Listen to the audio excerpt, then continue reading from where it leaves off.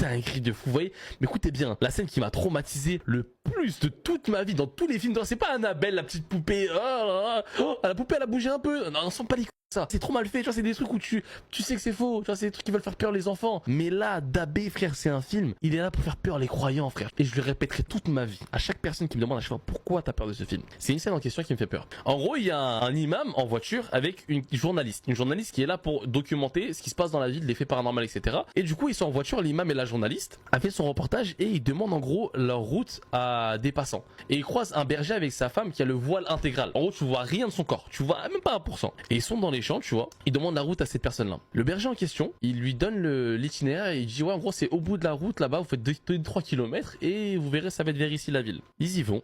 2-3 km après, ils disent attends, il y a un truc là-bas. Ils mettent la lumière juste de la caméra, tu vois un peu mais pas trop, tu vois.